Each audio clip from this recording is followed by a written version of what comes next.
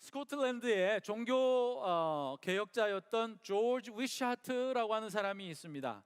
종교개혁 운동을 한다는 것은 그 당시에 가톨릭이 전체를 다 뒤엎고 있었던 그 당시에 종교 개혁을 한다는 것은 반기를 든다는 것이기 때문에 죽음을 맞이할 수 있습니다.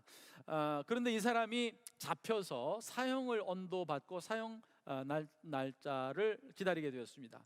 그 당시 습관은 사형을 내릴 때에, 사형을 집행할 때에 이 사형 집행관이 마지막 위시는 뭐냐, 뭐 할 말은 없느냐, 또는 그렇게 물어보는 것이 이제 상예죠. What is your last wish? 이렇게 한번 물어보는 거죠. 그러면 그때 이제 목회자들이나 참 경건한 크리스천들은 이 시편 말씀이나 하나님의 말씀을 한번 쫙 외우든지 아니면 하나님을 향하여서 기도를 한번 하고 이렇게 단두대에 올라가든지 아니면 죽음을 화형대에서 죽음을 맞이했습니다. 이 조지 위샤트도 이 사람 사형 집행관이 물었습니다. 한마디 하고 그 다음에 사형 언도를 받으라 그랬더니 조지 위샤트가 이제 시편 119편을 외우기 시작했습니다. 시편 119편은 176절로 되어 있습니다. 한두 절이 아닙니다.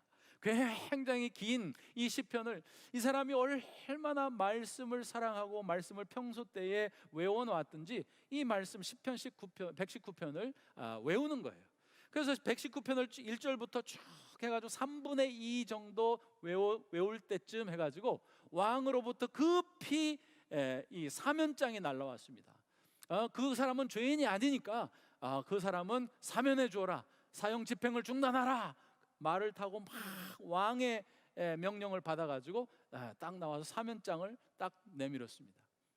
그래서 이 사람이 살게 된 거죠. 만약에 이 조지 위샤트가 2절밖에 없는 시편 117편을 암송했다면 이미 사형 집행하고 끝났죠. 여러분이 오래 살기를 원하시면 시편 119편을 외우시고 묵상하시고 긴 시편들을 여러분들이 한번 외워볼 수 있게 되기를 바랍니다.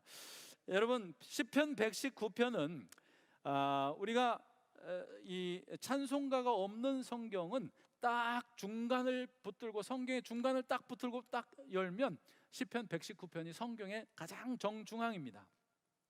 그리고 한 장 중에, 성경 중에 제일 긴 장인데 이 시편 119편은 하나님의 말씀을 얼마나 사모하고 그 사모하면서 하나님의 말씀의 유익이 무엇인지, 얼마나 많은 은혜가 이 말씀 속에서 들어있는지 이것을 노래한 것이 시편 119편이거든요.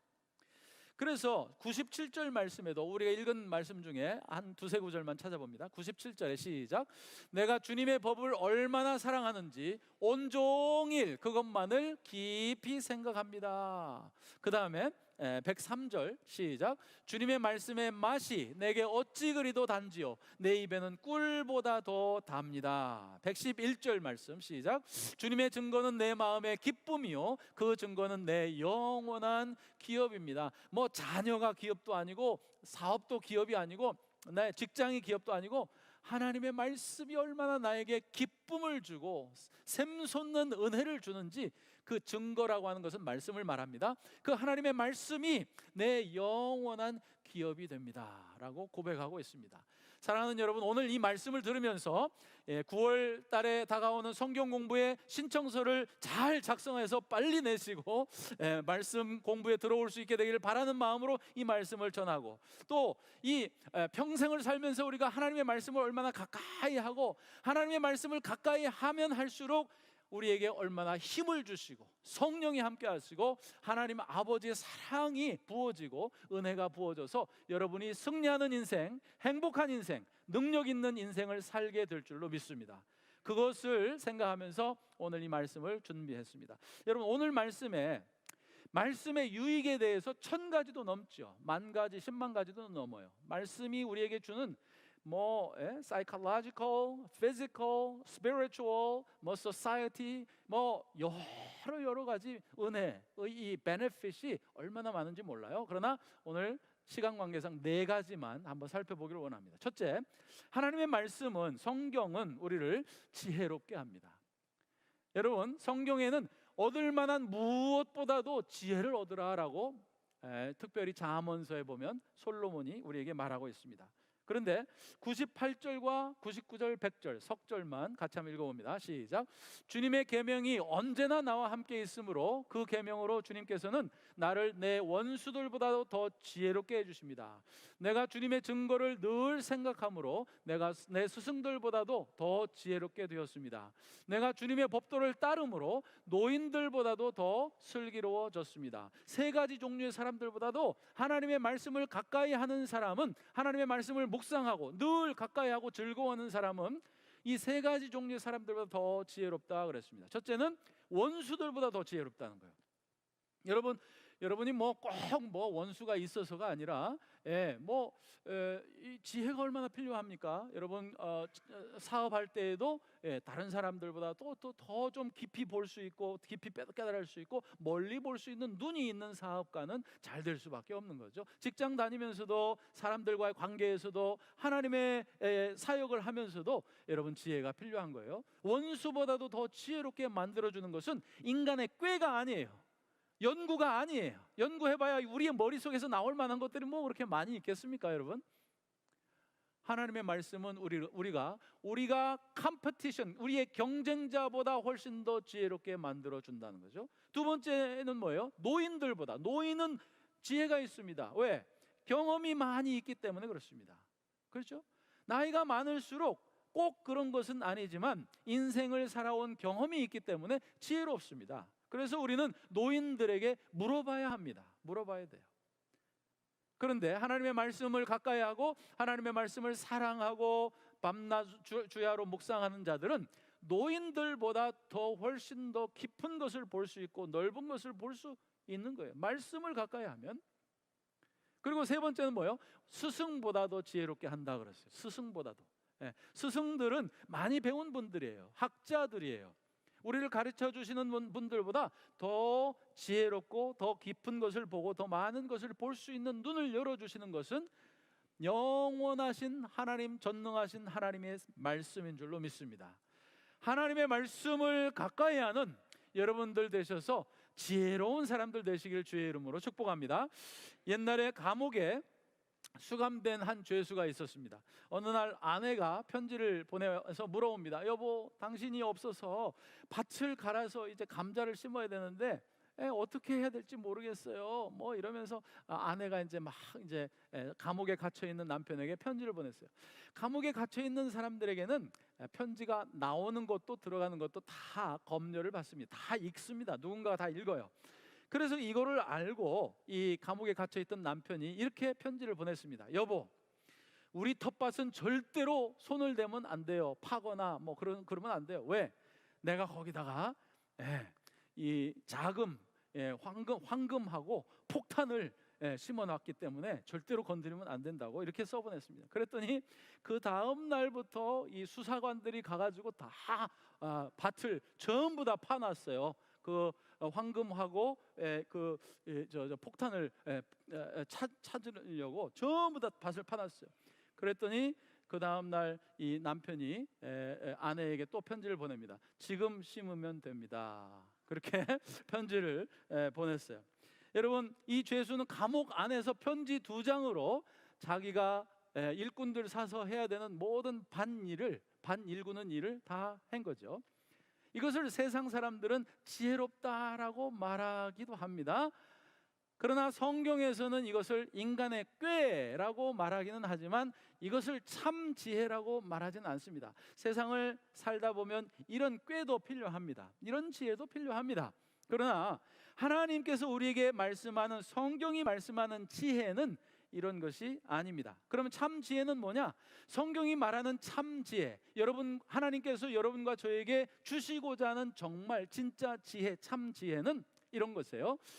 지혜는 이 세상 모든 것들과 자녀들과 돈과 경제와 사업과 직장과 이 모든 나의 인생에 일어나는 모든 일들을 인간의 눈이나 뉴스의 눈이나 세상 사람들의 눈으로 보지 아니하고 하나님의 눈으로 볼 수 있는 능력, ability to see things through God's eyes. That's what's called wisdom in the Bible. 성경에서 지혜라고 하는 것은 ability to see all things that are happening around in you through God's eyes. 하나님의 눈으로 세상을 볼 수 있는 능력, 이것을 성경은 지혜라고 해요. 그것을 누가 주느냐? 말씀이 주는 거예요. 말씀이. 그래서 참 지혜를 어디에서 배우느냐? 디모데후서 3장 15절 말씀 보십시오. 시작. 성경은 그리스도 예수를 믿는 믿음으로 말미암아 그대에게 구원에 이르는 지혜를 줄 수 있습니다. 구원에 이르는 지혜, 밑줄 그으세요. 구원에 이르는 지혜, 누구를 통해서? 예수 그리스도를 통해서.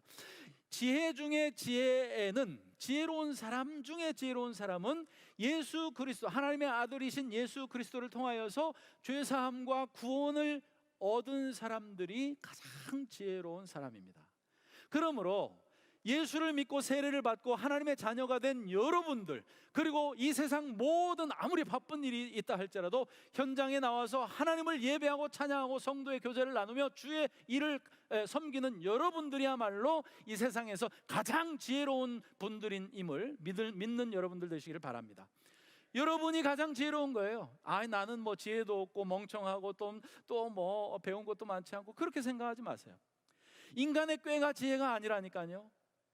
성경에 의하면 그리스도 예수를 믿는 믿음으로 말미암아, 예수를 통하여, 믿음을 통하여 구원에 이르는 그 구원의 감격을 맛보며 누리며 예배하며 하나님과 더불어 살아가는 여러분과 제가 가장 지혜로운 사람이에요.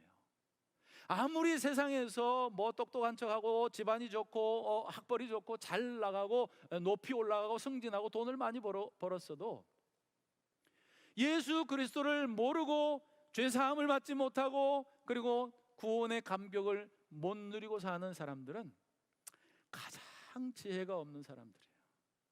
가장 지혜가 없는 사람들이에요. 지혜 중에 지혜는 예수 믿고 구원받는 것이 지혜인 줄로 믿습니다. 잠언 9장 10절 말씀 보십시오. 같이 한번 읽어봅니다. 시작. 주님을 경외하는 것이 지혜의 근본이요 거룩하신 이를 아는 것이 슬기의 근본이다. 그렇죠, 여러분? 예수 그리스도를 경외라고 하는 것은 두려워할 뿐만 아니라 사랑하는, 그분을 두려워하고 사랑하는 것, 경외하는 것이 지혜의 근본이에요. 그리고 거룩하신 이, 예수님이에요. 하나님이에요. 거룩하신 이 하나님과 예수님을 알아가는 것, 경험으로 알아가는 것, 이것이 슬기, 지혜의 근본이다라고 말합니다. 여러분, 욥기 28장 28절 말씀도 같이 한번 읽어봅니다. 시작. 주를 경외함이 지혜이고 악을 떠남이 명철이다. 주님을, 예수님을 두려워하고 사랑하면 악한 짓 못합니다. 하나님이 나를 얼마나 사랑하고 자기 목숨까지 주면서 나를 사랑한다는 것을 아는 사람들은 뭐 가끔씩 실수도 하고 그렇게 하지만 악한 길로 들어갈 수는 없습니다. 그래서 고린도전서 1장 24절 말씀에 아주 결론적인 말씀이 나옵니다. 읽습니다. 시작.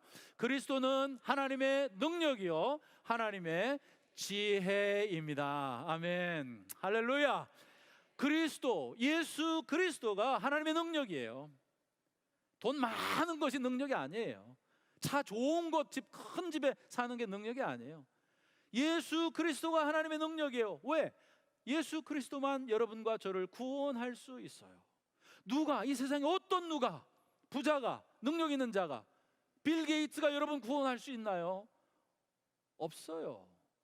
여러분의 사업이 여러분 구원할 수 있나요? 없어요. 여러분의 사업이 여러분을 속에서까지, 뼛속까지, 뱃속 깊은 곳에서까지 생수가 흘러나오는 그 맛을 보여줄 수 있는 자가, 돈이 또는 권력이 어디에 있나요? 없어요. 그래서 그것들은 능력이 아니에요. 참 능력, 하나님의 능력은 예수 그리스도예요. 그리고 예수 그리스도만이 하나님의 지혜라는 거예요. 왜 하나님의 지혜일까요? 인간의 꾀도 많고 꼼수도 많고 이렇게 하자 저렇게 하자 작당도 많이 하지만 지혜라고 하는 것은 구원을 베풀 수 있고 정말 진리를 알 수 있고 하나님을 알 수 있고 그 가운데 기쁨을 누리고 행복을 누릴 수 있는 것이 인생의 참 지혜인데 그것은 예수 그리스도만 우리에게 주실 수 있기 때문이에요. 믿으시면 아멘. 아멘이죠 여러분? 예수 그리스도가 지혜입니다. 그래서 예수님을 아는 것, 주님을 사랑하는 것, 주님의 뜻대로 살아가는 것, 이것이 성경에서는 지혜라고 말하는 거예요. 야고보서 3장 14절 15절 같이 한번 읽습니다. 시작. 여러분의 마음속에 시기심과 경쟁심이 있으면 이러한 위에서 내려온 것이 아니라 땅에 속한 것이고 육신에 속한 것이고 악마에게 속한 것입니다. 시기심과 경쟁심, 이게 이 세상의 사람들, 살아가는 사람들의 모든 사람들의 마음의 자세죠. 애티튜드죠. 시기심과 경쟁심, 이 세상엔 경쟁심이에요. 경쟁하면서 살아가는 거예요. 그런데 이런 것들은 하늘에서부터 내려오는 하나님이 주시는 지혜가 아니라는 거죠. 교회에서도 경쟁할 필요 없어요. 직장에서도 아마 뭐 경쟁 관계가 있는 분들이 있죠. 사업 관계에서도 경쟁 관계가 있죠. 그렇지만 경쟁심 가지고 살지 말라는 겁니다. 야고보서 3장 17절 말씀 같이 읽습니다. 시작. 위에서 오는 지혜는 우선 순결하고 다음으로 평화스럽고 친절하고 온순하고 자비와 선한 열매가 풍성하고 편견과 위선이 없습니다.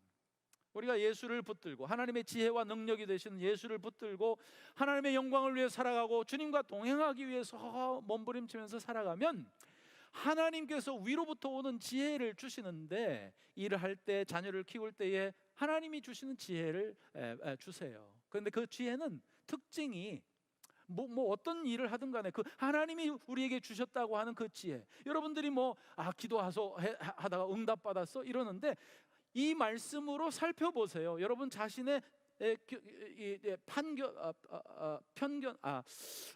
저지먼트를 한번 셀프 테스트를 한번 해보세요. 이것은 순결한가 아니면 인간의 꼼수인가를 테스트해 봐야 돼요.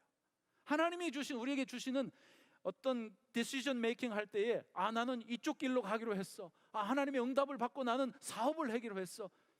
그것은 순결한가요? 그리고 다음엔 평화스럽다라는 말은 하나님과의 평화와 사람들과의 평화가 이 결정으로 말미암아 사람들과의 평화가 유지가 되나요? 아니면 사람들과 불화가 일어나고 그냥 마음이 복잡하고 힘들고 어렵고, 그러면 하나님이 주신 지혜가 아니에요. 기도해서 응답받았다는 말을 말씀으로 테스트를 해봐야 되죠. 친절하고 온순하고 자비와 선한 열매가 풍성하고 편견과 위선이 없는 그런 결정이 하나님이 주시는 결정의 특징이에요. 인간의 꾀나 욕심과 이기심으로 세상 것을 얻기 위해서 발버둥 치는 그런 것들은 사람의 꼼수이기는 하지만 하나님의 지혜라고 할 수는 없습니다. 하나님을 사랑하고 하나님의 영광을 드러내고 하나님의 나라가 확장되고 하나님의 교회가 세워지고 이런 것들이 열매로 나타날 때에 우리는 지혜롭게 산다라고 하는 것입니다. 두 번째는 하나님의 말씀이 우리에게 주는 유익함. 두 번째는 하나님의 말씀은 여러분과 저를 어두운 길에서 밝은 쪽으로 인도해 주십니다.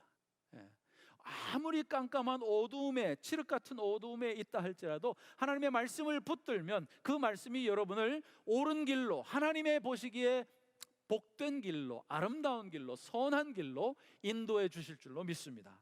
105절 말씀이 그것을 우리에게 말씀해 주고 있습니다. 우리 외우는 말씀이죠. 유명한 말씀입니다. 읽어봅니다. 시작. 주님의 말씀은 내 발의 등불이요 내 길의 빛입니다. 그죠 여러분? 주의 말씀은 내 발의 등불이요 내 길의 빛이다. 옛날에는요 길들이 포장된 도로가 없었으니까, 옛날에 그죠? 없었고 아주 돌멩이, 돌뿌리, 바위, 산길 이런 길이었어요. 거기다가 달빛과 별빛이 없는 길이면 아주 칠흑같이 아무것도 보이지 않아요. 길은 처음 가는 길이니까 어둡고 힘들고 돌뿌리에 채이면 넘어지고 피가 날 수도 있고 뼈가 부러질 수도 있고요.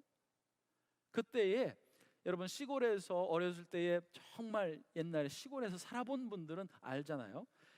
정말 밖에 나가면 달이 뜨지 않고 별이 뜨지 않을 때는 너무너무 어둡습니다. 무섭습니다. 그때에 촛불 하나만 가지고 가도 아주 밝아요. 여기다가 지금 촛불 하나 켜면 있으나 없으나 똑같습니다. 옛날에 호롱불이 있었어요. 호롱불 하나만 가지고 이렇게 가도 굉장히 밝습니다. 왜? 어두움이 너무 진하기 때문에. 그 호롱불이 하나님의 말씀이라는 거죠. 인생은 여러분의 인생이나 제 인생이나 아주 어두운 것으로 비교할 수 있습니다. 왜? 우리는 초행길이기 때문이에요.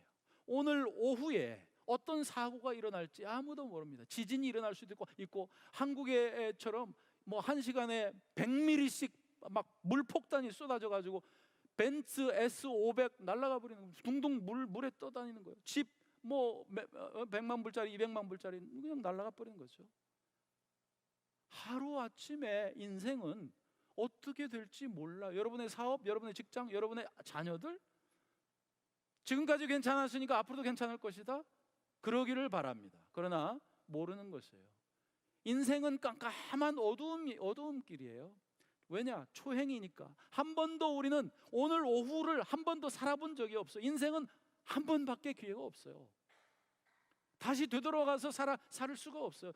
지난 주를 한 번 더 살 수가 없어요. 내일 무슨 일이 일어날지 우린 몰라요. 그런데 그 깜깜한 돌뿌리가 많은 그 초행길, 어두움의 인생길을 걸어갈 때에 아무도 가르쳐 주지 않고 사람들은 인간의 꾀와 자기의 모략으로 살아간다고 하지만 내일을 알 수 있는, 컨트롤할 수 있는 사람은 아무도 없어요. 그런데 하나님의 말씀을 붙들면 그 말씀이 우리의 그 걸음걸음마다 바로 앞에서 구름 기둥과 불 기둥으로 하나님이 이스라엘 백성을 40년 동안 초행길 한 번도 가보지 않은 그 길을 인도하셨던 하나님께서 여러분과 저의 길도 인도해 주실 줄로 믿습니다. 하나님의 말씀을 붙들면 주의 말씀은 내 발의 등이요 내 길의 빛이니이다. 주의 말씀은 내 발의 등이요 내 길의 빛이니이다.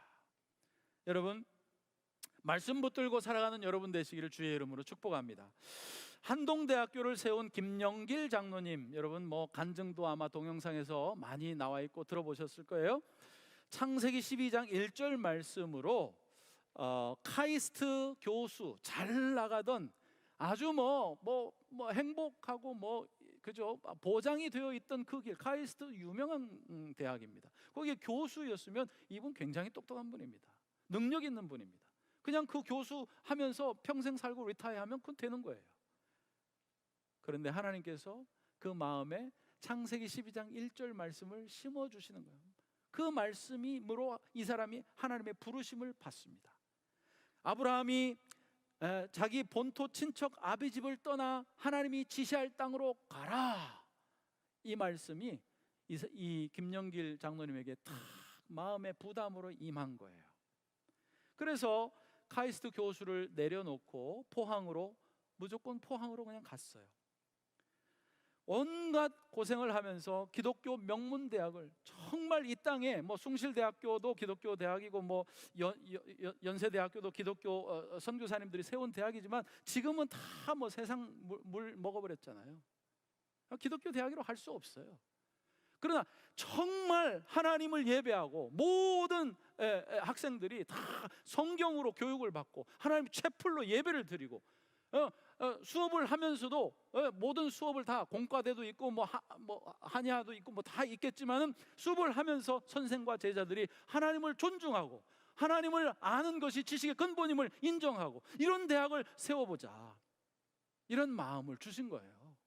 포항으로 그냥 무조건 내려갔어요. 건물도 없고 땅밖에는 없었어요. 그래서 한동대를 세우고 잘 반석 위에 딱 세워놓고 19년 만에 이 장로님이 은퇴를 하셨어요. 근데 그 후에 몇 년 안 되어 가지고 췌장암 사기, 췌장암은 발견되면 사기예요. 말기예요, 말기. 사기가 발견이 되었고 8개월밖에 못 삽니다. 8개월, 췌장암 말기가 8개월이면 굉장히 오래 사는 거예요. 보통은 뭐 3주에서 석 달 이렇게밖에 못 살거든요. 그렇게 진단을 받고 사형 선고를 받았습니다. 그래서 이 장로님이 뭐 하나님 앞에 갈 준비하고 마음 먹고 있었는데 어느 날 전화가 왔어요. 그리고 사람이 찾아왔어요. 그 전에 같이 있던 어떤 한동대의 교수님의 와이프가, 교수 부인이 이 전 총장님을 위해서 간절히 기도하다가 하나님께서 성경 말씀으로 아주 진하게 감동으로 하나님 말씀을 주신 거예요. 그 말씀이 시편 118편 17절 말씀인데 이런 내용입니다. 내가 죽지 않고 살아서 여호와께서 하시는 일을 선포하리라. 이 말씀을 성령님께서 하나님의 말씀을 통해서 다른 제3자의 교수의 와이프에게 마음의 감동으로 주신 거예요. 그래서 그 기도를 하다가 이 말씀을 받고 김영길 총장님한테 달려온 겁니다. 그 사모님의 그 와이프의 입술을 통해서 하나님의 그 말씀을 들었을 때에 이 장로님에게 감동이 있었어요. 그리고 믿음이 생겼어요. 힘이 생겼어요. 그래서 그 말씀을 아멘 하면서 팍 붙들었습니다. 그리고 마음에 그때부터 알았대요. 하나님께서 나를 죽이지는 않으시겠구나. 조금 더 시간을 주시겠구나. 그러면서 그 후로 췌장암 진단을 받고 1년 반 지났는데 의사한테 찾아가서 검진을 해보니까 아무것도 없어요. 암덩어리가 언제 거짓말, 이 사람이 거짓말했나 이런 정도로 아무런 암이 있었다는 표식이 없어요. 표지가 없어요. 그래서 그 후부터 뭐 여기저기 교회마다 또는 젊은이들에게 돌아다니면서 하나님께서 한동대학교를 통해서 하신 일들, 이거를 선포하면서, 여호와께서 하신 일을 선포하면서 열심히 간증하면서 하나님 살아계심을 간증하면서 다녔습니다. 사랑하는 여러분, 저도 우리 교회에 부임할 때에, 그리고 제가 큰 일을 앞에 놓고 갈 길을 어디로 가야 할지를 알지 못할 때에 하나님께서 저에게 주신 말씀이 한 구절이 있어요. 시편 25편 4절 말씀입니다. 여호와를 경외하는 자에게 하나님께서 옳은 길로 인도하시리라, 이 말씀이에요. 하나님을 사랑하고 여호와를 경외하는 자에게는 하나님께서 그가 가야 할 길, 옳은 길, 하나님 보시기에 영광이 되는 그 길로 하나님이 인도해 주시리라, 그런 말씀이에요. 그 말씀이 내 마음속에 확 물밀듯이 박혔어요. 그래서 그 다음부터는 걱정하지 않았어요. 그냥 하나님을 의지하고 믿고 그냥 기도했습니다. 하나님, 주님이 원하시는 곳에 보내주세요. 주님이 제가 좀 필요한 곳에 보내주세요. 그랬는데 그 뒤에 우리 한무리 교회에서 그 청빙위원장 장로님이 전화가 왔어요. 제가 원서를 낸 것도 아니에요. 전화가 왔어요. 그래서 하나님께서 보내주셨다라고 생각을 하면서 기쁜 마음으로 왔습니다. 세 번째, 주의 말씀은 고난을 이기는 힘을 줍니다. 고난을 이기는 힘을 줍니다. 50절과 67절 말씀 같이 한번 읽어봅니다. 시작. 주님의 말씀이 나를 살려주었으니 내가 고난을 받을 때에 그 말씀이 나에게 큰 위로가 되었습니다. 67절 시작. 내가 고난을 당하기 전까지는 잘못된 길을 걸었으나 이제는 주님의 말씀을 지킵니다. 아멘, 아멘. 고난 당하기 전까지는 내가 뭐 죄도 짓고 하나님도 뭐 믿는다고 하면서도 그냥 등한시하고 예배도 그냥 앉아 있다가 하고 졸다가 하고 뭐 하품하다가 가고 말씀이 들리지도 않고 말씀이 중요하게 생각되지도 않고 아주 마음은 교만하고 그랬는데 딱 어려움을 당하고 나니까 마음이 간절해졌다. 그래서 하나님을 찾게 되었고 내 영혼이 하나님의 말씀 한마디 한마디 떨어지는 그 말씀을 붙들게 되고 간절한 마음으로 그 말씀을 붙들고 믿고 그리고 말씀을 지키게 되었다. 그런 말씀입니다. 여러분, 인생은 좋건 싫건 간에 누구나 어려움이 있습니다. 어려움이 없는 인생은 하나도 없습니다. 여기 서 있는 저도 어려움이 한두 가지는 있습니다. 여러분 모두에게도 어려움이 있습니다. 그럴 때에 주의 말씀을 붙들면 우리에게 흔들리지 않는 믿음이 되고 힘이 됩니다. 그래서 그 여러분의 길이 갈짓자로 우왕좌왕하지 아니하고 딱 일직선으로, 아무리 힘들고 어려워도, 또 앞으로 어려운 일이 올 것 같은 불길한 예감이 들어도 주의 말씀을 붙들고 힘 있게 달려갈 수 있는 거죠. 71절 말씀 같이 한번 읽어봅니다. 시작. 고난을 당한 것이 내게는 오히려 유익하게 되었습니다. 그 고난 때문에 나는 주님의 율례를 배웠습니다. 말씀을 소중하게 여기게 되었다는 거죠. 고난이 없었을 때는 설교 들어도 예배 드리고 나가도 아무런 변화가 없고, 그런데 어려움이 딱 닥치자 마음이 간절해지고 눈물이 나면서 찬송을 한마디 불러도 우리 예수 그리스도의 참 나와 함께 해주신 그거가 느껴지고, 말씀이 들려도 저게 나를 향한 하나님의 사랑의 말씀인 것을 알게 되고, 주님의 율례, 율법입니다. 이게 말씀입니다. 주님의 율례를 배웠습니다. 고난 때문에 주님의 율례를 배웠습니다. 우리가 잘 아는 말씀, 시편 23편 10절 말씀. 내가 가는 길을 오직 그가 아시나니 그가 나를 단련하신 후에는 내가 정금같이 나오리라. 내가 가는 길을 오직 그가 아시나니, 주님이 아시는 거예요. 내가 몰라도 괜찮아요. 빌리 그레이엄 목사님이 그렇게 말씀하셨죠. I don't know my future, but I know who holds my future. 나는 내일 모르죠. 오늘 오후에 무슨 일이 일어날지 모르죠. 그러나 하나님께서 내 미래를 붙들고 계시기 때문에, 하나님이 알기 때문에 걱정이 없다는 겁니다. 어려움이 올 때 우리는 말씀을 붙들어야 승리할 수 있습니다. 로마서 8장 28절 같이 읽습니다. 시작. 우리가 알거니와 하나님을 사랑하는 자 곧 그의 뜻대로 부르심을 입은 자들에게는 모든 것이 합력하여 선을 이루느니라. 아멘. 아멘. 여러분, 어려움이 있습니까? 또 좀 걱정 근심이 있습니까? 또 조금 잘 안 되고 꼬이는 일이 있습니까? 모든 것이 합력하여 선을 이룰 줄 믿으시기 바랍니다. 여러분, 하나님께서 여러분 그냥 두시지 않아요. 보호하고 인도하시면서, 하나님, 여러분은 어디로 가는지 모르지만 하나님 의지하면 주님은 올바른 길로 인도해 주실 줄로 믿습니다. 자, 우리 네 번째 마지막은, 말씀은 듣기만 해서는 안 되고 행할 때에 복을 받습니다. 실천할 때에 복을 받습니다. 하나님의 말씀은 열심히 배워야 됩니다. 그래서 성경 공부에도 들어오세요. 여러분, 하나님의 말씀을 체계적으로 배워야 돼요. 알아야 돼요. 배운 말씀 또 배워도 괜찮아요. 왜? 우리가 다 소화 못했기 때문에. 그래서 성경 말씀에 배우러 성경 공부에 들어오시고, 그래서 정말 함께 이 다른 성도들과 함께 말씀을 배우면서, 체계적으로 배우면서 하나씩 올라갈 때에 여러분의 믿음이 성장하고, 그리고 뿐만 아니라 여러분 말씀을 들을 때에도, 성경을 배울 때에도 실천할 수 있도록 애쓰는 여러분 되시기를 주의 이름으로 부탁을 드립니다. 그래서 오늘도 매주일마다 이 설교 노트에, 여러분이 받으신 설교 노트에 보면, 제가 그거 여러분 그냥 생각하려면 적어도 10분은 기도하고 그거 작성해요. 제가요. 이 말씀을 전했으니까, 이 말씀을 들었으면, 그러면 나와 우리 성도들이 어떤 실천사항을 가지고 좀 고민해 봐야 되나, 이거를 기도하면서 제가 그 생각합니다.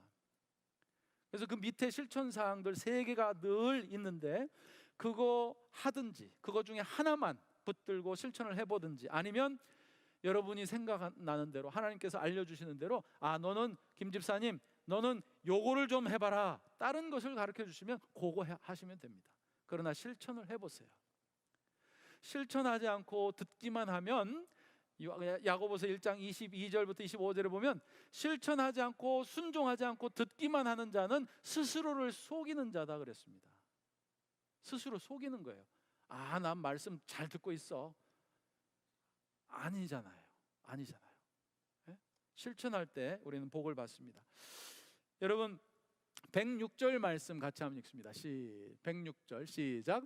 주님의 의로운 규례들을 지키려고 나는 맹세하고 또 다짐합니다. 지키려고, 밑줄 그으세요. 규례, 주님의 의로운 규례는 말씀입니다. 성경입니다. 주님의 의로운 규례들을 지키려고 나는 맹세하고 또 다짐합니다. 112절 말씀 같이 읽습니다. 112절 시작. 내 마지막 순간까지 변함없이 주님의 율례를 지키기로 결심하였습니다. 아멘. 마태복음 7장 24절 말씀에 보면 말씀을 듣기만 하고 행하지 않는 자는 모래 위에 집을 짓는 자와 같으나 말씀을 듣고 행하는 자는, 실천하는 자는, 순종하는 자는 반석 위에 집을 짓는 자 같으니라. 아멘. 그렇죠? 반석 위에 집을 짓는 우리 성도들 되시길 바랍니다. 듣기만 하고 내가 잘 믿는다라고 착각하지 않는, 정말 그 말씀을 한마디라도 30분 설교에 한마디라도 매주마다 두 가지 할 필요 없어요. 딱 한 가지씩만 해도 여러분 1년이면 52가지를 우리가 실천하면서 살아가면 여러분 믿음이 일취월장 성장하고 발전하고 여러분 하나님과 동행할 수 있는 줄로 믿습니다. 하나님의 말씀을 듣고 행하는 사람이 지혜로운 사람이에요. 야고보서 1장 25절 같이 한번 읽어봅니다. 시작. 자유를 주는 율법을 잘 살피고 끊임없이 그대로 사는 사람은 율법을 듣고서 잊어버리는 사람이 아니라 그것을 실행하는 사람인 것입니다. 이런 사람은 그가 행한 일에 복을 받을 것입니다. 아멘. 밑줄 그으세요. 행한 일에 복을 받는 것이에요. 들은 일에 복을 받는 거 아니에요. 듣고 머리로 알고 성경을 많이 알고 있다고 복을 받는 건 아니에요. 하나님의 말씀을 듣고 공부하고 묵상하여서 그 말씀을 한마디라도 준행하고 실천하고 실행하고 순종할 때에 여러분과 저에게 한없는 하늘의 복이 쏟아질 줄로 믿습니다. 여러분, 우리 요즘에 전화 없이는 못 살죠. 예, 전화 우리가 전화 잊어버리고 집에서 나왔다가 한 20분 가더라도 전화가 없다는 것을 발견하면 그때부터 금단 현상이 일어났죠. 그리고 당황이 됩니다. 불안해집니다. 전화 없이 어디를 가, 내가 미쳤지, 그러면서 다시 돌아서 20분 가가지고 집에서 전화 가지고 가죠.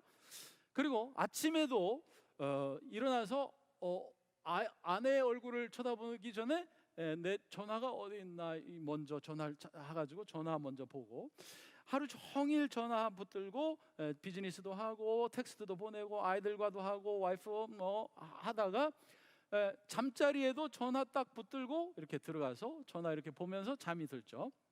안 그런 분 한번 손 들어보세요. 네, 하나도 없잖아요. 네. 여러분, 이 전화에 너무 많은 에너지가 들어가는 것 같아요. 전화는 나의 목자시니 내가 부족함이 없으리로다. 우리는 그렇게 말은 안 하지만 그렇게 살고 있는 것 그렇지 않아요. 저만 그런가요, 여러분? 우리는 전화하고 너무 친해요. 전화와 함께 동행하다가 에녹이 360년을 동행하다가 주님께로 갔더라가 아니라 전화와 동행하다가 죽었더라. 우리가 좀 잘 생각해 봐야 돼요. 전화를 이제부터는 좀 하지 마세요라 그러면 우리 성도들이 다 다른 교회로 갈 거예요. 그래서 그렇게까지는 못하고 10%만, 여러분이 지금 전화 쓰는 거에 10%만 전화를 절제하시고 하나님의 말씀을 붙드세요. 주의 말씀을 좀 읽고 아침에도 좀 읽으시고 묵상하시고 저녁에 갔다 와서 자기 전에 잠깐 말씀 읽고 묵상하시고 그렇게 하고 주무신다면 여러분 하나님의 말씀이 여러분 마음속에 풍성하게 거할 줄로 믿습니다. 그러면 복이 있는 인생이 되는 거예요. 잠깐 기도하겠습니다. 하나님 아버지, 전화가 우리의 생명줄처럼 참 우리 너무 사랑하듯이 잠시 조금만 내려놓고 우리 하나님의 말씀 없이는 못 산다고 고백할 수 있는 우리가 되어서 주의 말씀이 우리 안에 풍성한 생명력을 공급할 수 있는 복된 인생 될 수 있도록 축복하여 주시옵소서. 예수님의 이름으로 감사하며 기도하옵나이다. 아멘.